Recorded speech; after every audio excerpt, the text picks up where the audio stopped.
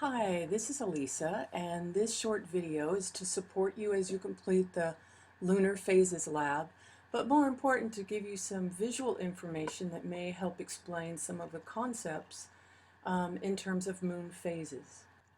So to quickly orient you to what you're seeing in the simulation, obviously you see the sunlight. This is the moon orbiting the Earth. This is a person on the Earth, and the Earth obviously rotates. So this is what the Earth would look like illuminated. This is what the moon looks like illuminated. There's an animation. You can change the rate. There are times when I just advance it by a day. And what I want to do is I want to show time.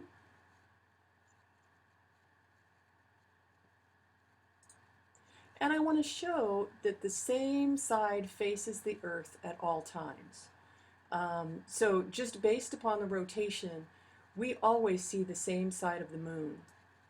So we're going to go back here, and we're going to advance it. But first, let's take a look at what else is on the screen. This is the moon phase.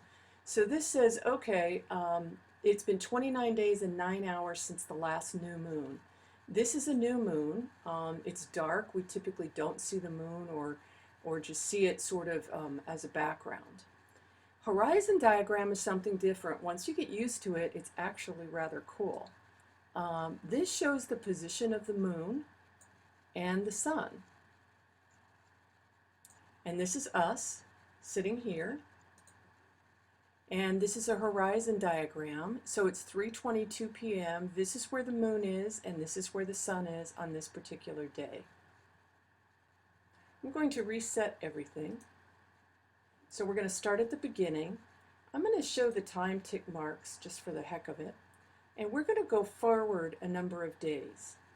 We're going to go forward 7 days and about 15 hours. How do I know that? I'm looking up here. I'm at 7 days and 23 hours. I'm going to go back to 7 days and 15 hours just because that's the example we're using. Notice how the moon is not visible by the person based upon their position. It's right before sunrise. Okay, so I want to know, in this position, it's just before sunrise. This is where the human happens to be on Earth. They might be in a different position, but this is where they are. Can they see the moon? Well, we can tell a couple of ways. It's a first quarter moon, but that doesn't mean they can see it. It's just before sunrise. If we're not sure, we can't see it all the way over here, but let's say we're not sure. Here's our person. Here's the moon way on the other side of the Earth. Obviously, they cannot see it.